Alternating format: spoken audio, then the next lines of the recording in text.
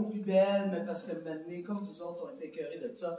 Mais là, on est ensemble, on est en personne, et j'ai la chance d'être avec notre député de, comme dirait d'autres, de l'Abitibi au grand complet.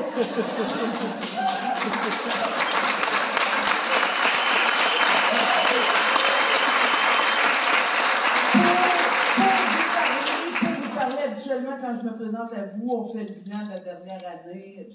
Mais là, nous allons vous présenter le bilan de la première législature où Québec solidaire avait une famille solidaire.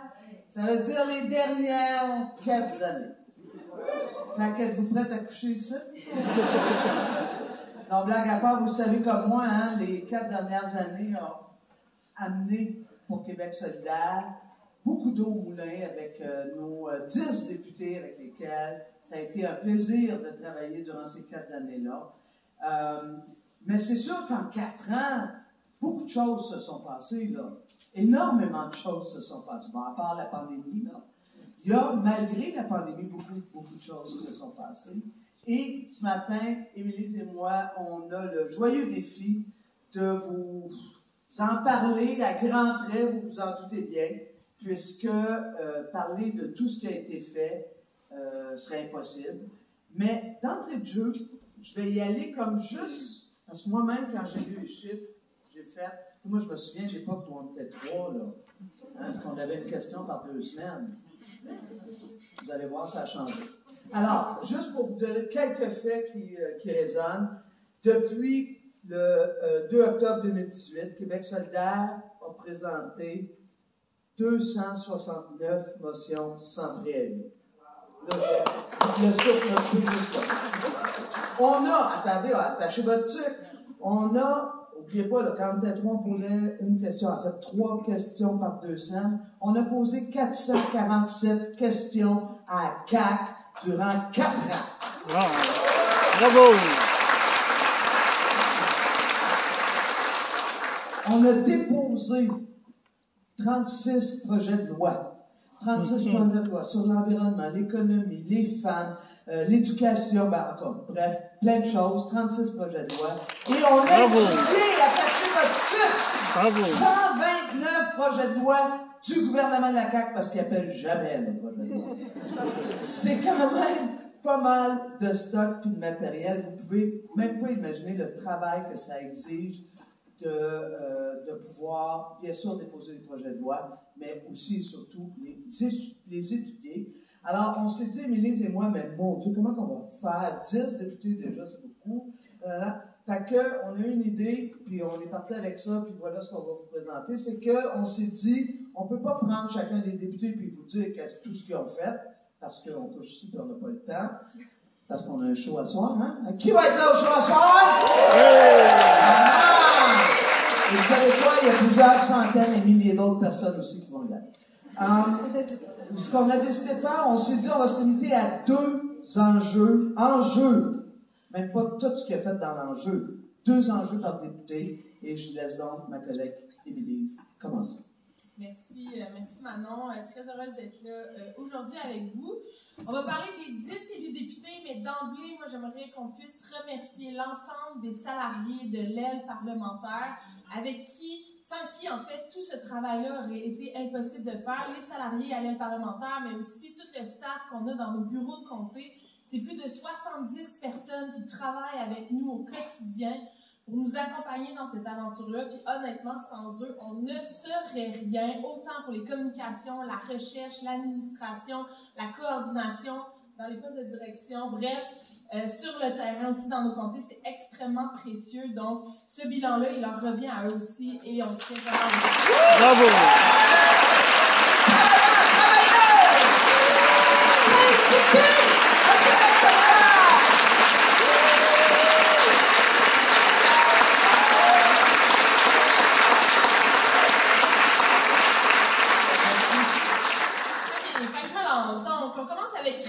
Notre leader parlementaire.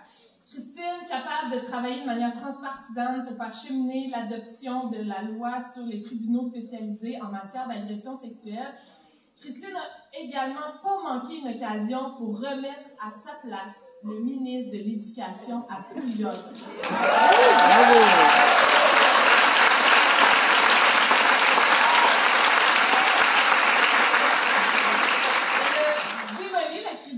Du ministre Berge en mettant au grand jour la pénurie d'enseignants, la pénurie de professionnels, le fait que plus de la moitié de nos écoles sont en mauvais état, sa gestion chaotique de la pandémie. Christine, elle a parlé de qualité de l'air dans nos écoles pendant des semaines, elle a parlé aussi de la ségrégation scolaire et j'en passe. Après la condition féminine et l'éducation, elle a aussi mené toute une bataille dans le dossier des CPE. Elle a défendu sur toutes les tribunes les éducatrices lorsqu'elles étaient en grève, proposé des solutions concrètes pour aider les familles qui ne trouvent pas de place en garderie. Elle a parlé de micro-CPE, elle a parlé de prestations d'urgence pour les parents de poupons. Bref, Christine a vraiment été au front pour les familles dans les derniers 4 ans. Bravo! Oh, bonsoir, ma chère! Christine Labrie! Bravo, Christine! Bravo, Christine! Bravo! Alors, Voilà, Christine. cette semaine, je vais demander au membre de station parce qu'il reste 9. Voilà, super! Ruba Kazan, notre whip, là je la vois pas, je ne peux pas la regarder pendant son bilan. Donc, le premier dossier de Ruba qui a été l'environnement, la lutte au changement climatique, un dossier sur lequel Québec solidaire venait vraiment de marquer le coup en campagne électorale. Au Parlement, Ruba n'a pas cessé de talonner le gouvernement sur le projet de GNL Québec. Sur le terrain, elle était aux côtés des militants, des militantes de Rouyn-Noranda à Chicoutimi. Ça a été une lutte qui a été victorieuse parce qu'après 2 ans, l'incroyable mobilisation qu'on a eue sur le terrain nous a permis d'obtenir le refus du projet par la CAQ. Mais non seulement ça, on a réussi à recruter dans nos rangs l'un des principaux opposants au projet au Saguenay, Adrien Guibert-Barthès, qui est le passe de Chicoutimi. Adrien, lève-toi, Adrien!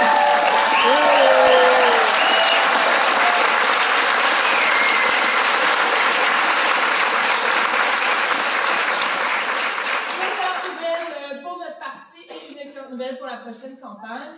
Ruba a aussi porté de nombreuses causes politiques à l'Assemblée en mettant beaucoup de son histoire personnelle, que ce soit son discours senti à la suite de l'explosion au Liban, c'était en 2020, sa critique de la vision de Legault en matière d'immigration, ses interventions senties sur la Palestine, cet enfant de la loi 101, comme elle nous l'a répété à peu près 100 fois, qui a tant inspiré.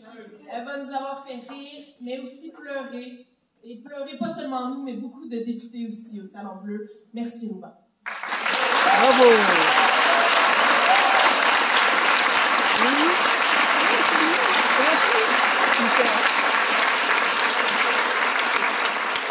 J'enchaînerai avec Manon. Manon, qui a été notre chef parlementaire pendant les 3 premières années. Manon qui a talonné le premier ministre sur l'environnement, mais pas juste ça, aussi sur le droit des premiers peuples. C'est Manon qui, après de nombreuses tentatives pour convaincre François Legault, qui a réussi à faire adopter à l'Assemblée nationale les principes et la nécessaire mise en œuvre de la Déclaration des Nations unies sur les peuples autochtones.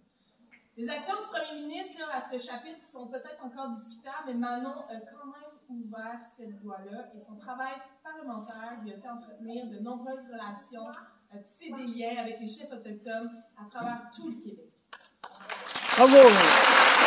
Bravo!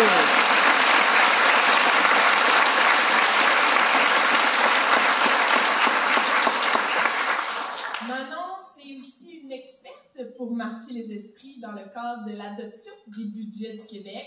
Dans ce premier mandat, on va se rappeler des pogos et plus des L'an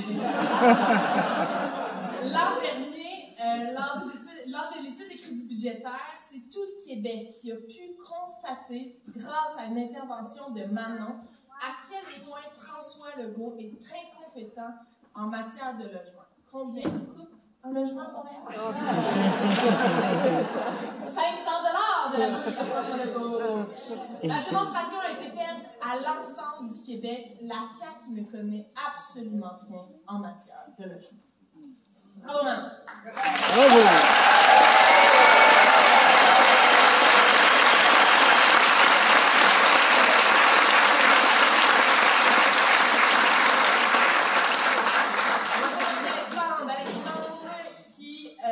A maintenu de forts liens avec le mouvement syndical. Les liens avec le mouvement syndical sont extrêmement importants pour Québec solidaire, mais quelqu'un n'aura jamais été aussi actif qu'Alexandre Leduc sur ces questions-là. Alexandre a défendu pendant plus de, attention, 185 heures en commission parlementaire la santé et la sécurité au travail des travailleuses et des travailleurs lors de l'étude du projet de loi 59. C'est un travail acharné qui lui a même valu toute une réputation à l'Assemblée nationale quand Alexandre Leduc débarque dans une commission parlementaire et la CAQ envoie des renforts. Bravo!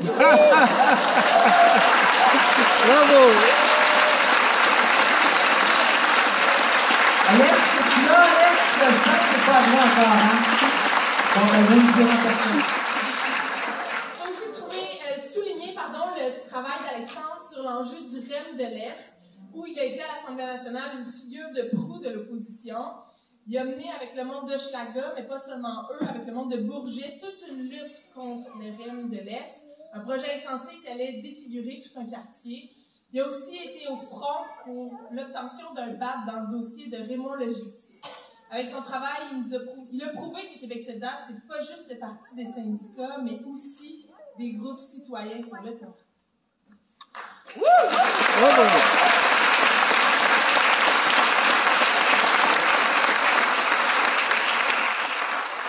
J'enchaîne avec Sol. Avec Sol, je pourrais vous parler d'indépendance. Mais j'ai plutôt, en tant que porte-parole en environnement, vous parler de à quel point Sol a été un allié sur les dossiers environnementaux.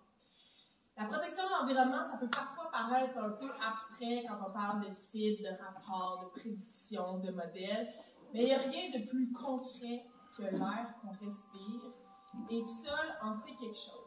Il a travaillé d'arrache-pied pour freiner le projet Laurentia, il a déposé un projet de loi sur la qualité de l'air, il mène avec moi une solide bataille contre la hausse de la norme du nickel dans l'air. Mentionnons aussi au passage ses multiples interventions sur le projet d'incinérateur de Québec. Il y a 10 ans, il n'y a personne qui aurait pensé que Régis Labon et Québec solidaire auraient fait campagne. Ça a été le cas avec le projet de tramway. Ça a constamment talonné le ministre des Transports, mais la ministre aussi responsable de la capitale nationale, qui a révélé au grand jour toutes les incohérences caquées sur la question. Il a réussi à rameuter 500 personnes un soir de semaine pour une assemblée en faveur du tramway. Le travail de Sol Zanetti a été déterminant. Bravo! Bravo, bravo!